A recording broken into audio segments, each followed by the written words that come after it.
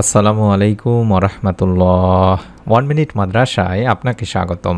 আজ আমি আপনাদের জন্য অত্যন্ত গুরুত্বপূর্ণ সহজ একটি আমল নিয়ে হাজির হয়েছি দিনী ভাই বোনেরা।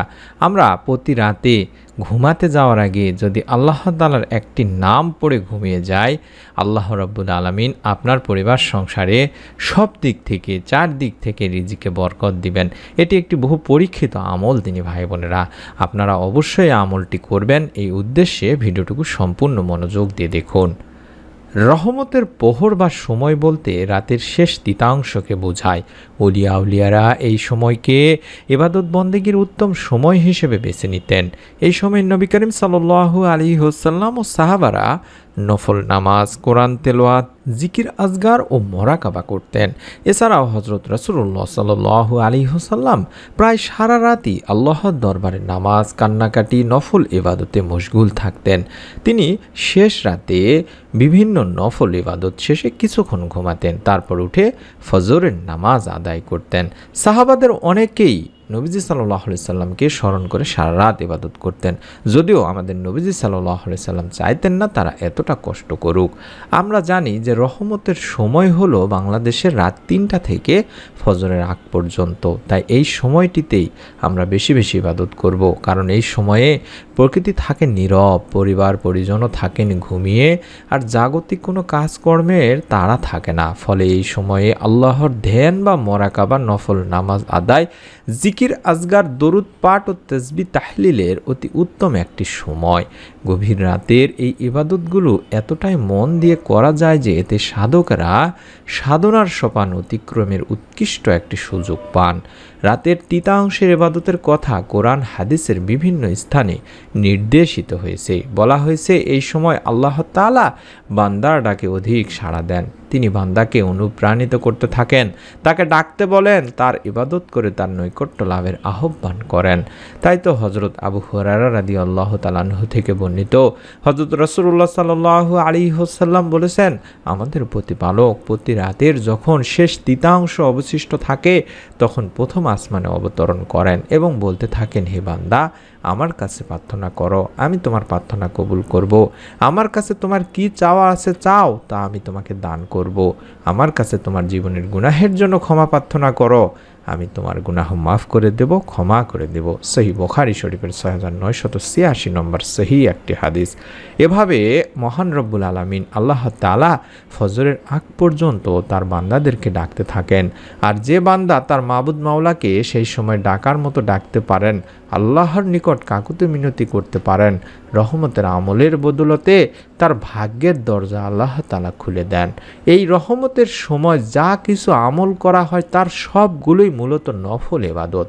ফরজ ইবাদত পালন করা আমাদের অবশ্য কর্তব্য, তাই নফল ইবাদতকে অতিরিক্ত কাজের সঙ্গে তুলনা করা যায়, সেই জন্য এর ফজিলত বেশি। তাই সুযোগ পেলেই আমি আমার দিনী ভাই বোনদেরকে বলে থাকি, আপনারা বেশি বেশি নফল ইবাদত করবেন, এটি একটি উত্তম আমল। অনেকেই ফরজ পড়েই তাড়াহুড়ো করে বা তড়িঘড়ি করে নামাজ শেষ করে ফেলেন, নফল পড়ার দিকে গুরুত্বই দেন না। অথচ হাদিসে কুদসিতে আল্লাহ তাআলা বলেন, যখন আমার বান্দা নফল ইবাদত দ্বারা আমার নৈকট্য লাভ করে তখন আমি তাকে বন্ধু হিসেবে গ্রহণ করি। এমনটা অবস্থায় আমি তার কর্ণ হই, যার দ্বারা বা এর দ্বারা সে শ্রবণ করে, আমি তার চক্ষু হই, যার দ্বারা সে দর্শন করে, আমি তার হাত হই, যার দ্বারা সে ধারণ করে, আমি তার পদযুগল হই, যার দ্বারা সে হেঁটে বেড়ায়। এমন অবস্থায় সে আমার কাছে যা কিছু চায় আমি সঙ্গে সঙ্গে তা দান করি। সুবহানাল্লাহ, বুখারী শরীফের সহিহ একটি হাদিস।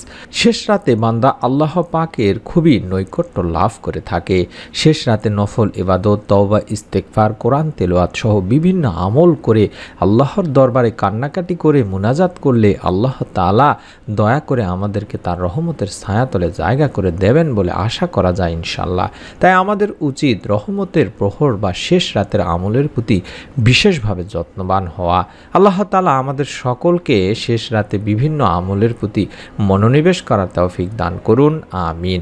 এবার আমি আপনাদেরকে এই ভূমিকা বলার কারণ বা এই শেষ রাতের ফজিলতের কারণ বলার একটাই কারণ হচ্ছে যে এই সময়ে দোয়া আল্লাহ রাব্বুল আলামিন ফিরায় দেন না। কবুল করে থাকেন। এবং এই শেষ রাতের যে কত ফজিলত সেটি আমি আপনাদের সামনে তুলে ধরলাম।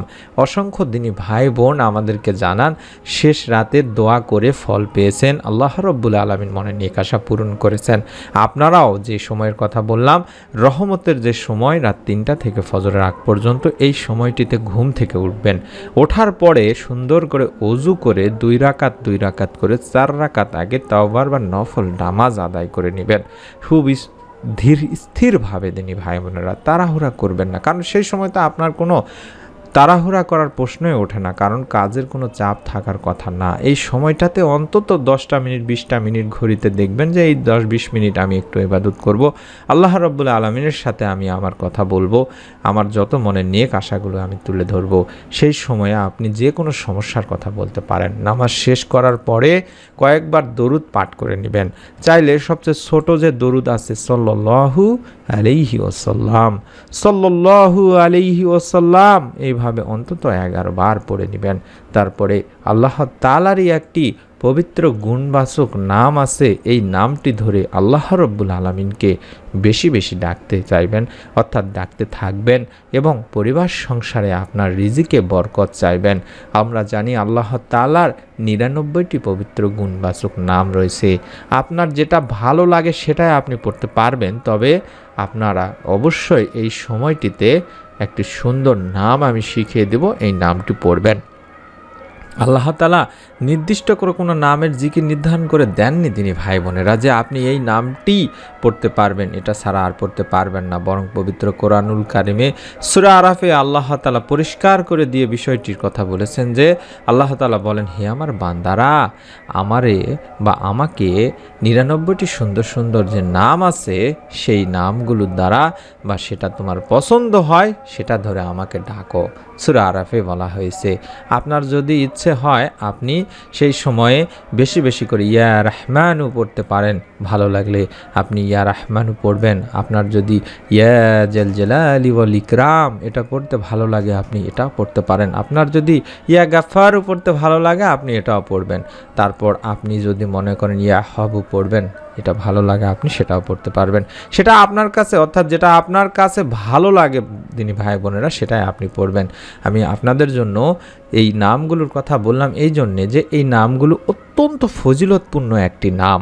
আপনি যদি এই সময় ঘুম থেকে উঠতে না পারেন তাহলে রাতে ঘুমাতে যাওয়ার আগে বিছানায় যখন যাবেন, খাওয়া দাওয়া শেষ করে নামাজ শেষ করে, তখন আপনি প্রথমেই যে কথাটি বললাম যদি সম্ভব হয় ছোট দরুদ শরীফ অথবা দরুদে ইব্রাহিম আগে 3 বার পড়ে নেবেন, কম করে হলেও, অথবা 11 বার পড়ে নেবেন।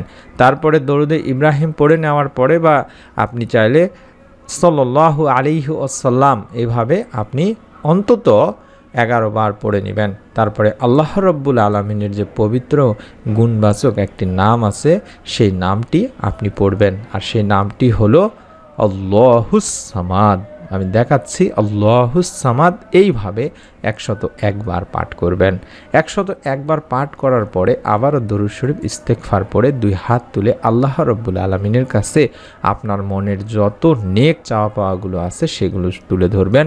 আল্লাহ রাব্বুল আলামিন ইনশাআল্লাহ আপনার মনের নেক আশা পূরণ করবেন, পরিবার সংসারের রিজিকে বরকত দিবেন। যাদের সন্তান হয় না তারা এই সময়টিতে নেক সন্তানের জন্য দোয়া চাইতে পারেন। কোন দোয়া কিভাবে পড়বেন সেগুলো আমি আপনাদের জন্য দিয়ে দিয়েছি অন্য আরেকটি চ্যানেলে। চ্যানেলটির নাম দেখাচ্ছি, কষ্ট করে সেই চ্যানেল থেকে ভিডিওগুলো দেখে নিয়মগুলো দেখে আসুন এবং এই সময়টিতে উঠে যেই নিয়মে বললাম এই নিয়মে আমলটি করুন বা দোয়াটি পড়ুন। আল্লাহ তাআলা ইনশাআল্লাহ আপনাদেরকেও অবশ্যই নেক সন্তানের সুসংবাদ দিবেন। যারা অভাব অনটনে আছেন, ঋণের মধ্যে আছেন কিংবা পরিবার সংসারের রিজিকে বরকত নেই, তারা এই সময়টিতে আল্লাহ তাআলার কাছে বেশি বেশি দোয়া করবেন। আল্লাহ তাআলা ইনশাআল্লাহ আপনার দোয়া কবুল করেই নেবেন। দিনী ভাই বোনেরা, মনের মধ্যে শতভাগ বিশ্বাস নিয়ে আমলটি একবার হলেও করুন। আমি আমার দিনী ভাই বোনদেরকে বলবো অবশ্যই নিয়ত করে ফেলুন ভিডিওটিতে একটি লাইক দেওয়ার মাধ্যমে এবং কমেন্ট সেকশন অন্তত আমিন লেখার মাধ্যমে। এরকম ভিডিওগুলো অর্থাৎ কোনো প্রকার ছবি, হারাম কোনো ছবি ছাড়া ভিডিওগুলো যদি আপনি দেখতে চান, মোবাইলে পেতে চান, নিয়মিত নিয়মিতভাবে আমাদের একজন দর্শক হতে চান, তাহলে আমি যেভাবে স্ক্রিনে দেখাচ্ছি ঠিক সেভাবেই ভিডিওটির নিচে তাকালেই দেখতে পাবেন আমাদের চ্যানেলের নাম লেখা আছে 1 মিনিট মাদ্রাসা এবং ডান পাশে সাবস্ক্রাইব লেখা আছে সাদা কালোর মিশ্রণে। এই সাবস্ক্রাইব লেখাটির উপরে একবার চাপ দিন, ডান পাশে বেলে আসবে, বেলে চাপ দিয়ে উপরে অল সিলেক্ট করে রেখে দিন বা চাপ দিয়ে রেখে দিন। ইনশাল্লাহ প্রত্যেকটি ভিডিও আপনি আপনার মোবাইলেই দেখতে পাবেন। আমরা আল্লাহ রাব্বুল আলামিনের কাছে দোয়া করি, যারা এই ভিডিওটি দেখছেন পুরোটাই দেখলেন, নিয়ত করেছেন, আল্লাহ তাদেরকে তুমি এই আমলের বা নিয়তের ওসিলায় তাদের মনের নেক আশা পূরণ করে দিন। কার কি সমস্যা আল্লাহ রাব্বুল আলামিন আপনি ভালো জানেন, আপনার বান্দারাই ভালো জানে। আপনি সকলের অন্তত আমলটি করবেন বা আগ্রহ নিয়ে ভিডিওটি দেখেছেন, ইসলামিক ভিডিওগুলো দেখেছেন, আর এর ওসিলায় হলেও আল্লাহ রাব্বুল আলামিন তাদের মনের নেক আশা পূরণ করে দিন। ইহকাল পরকালে সফলতা দান করুন, সমস্ত প্রকার পেরেশানি দূর করে দিন, আমিন। সকলকে নতুন ভিডিও দেখার আমন্ত্রণ জানাচ্ছি। আসসালামু আলাইকুম ওয়া রাহমাতুল্লাহ।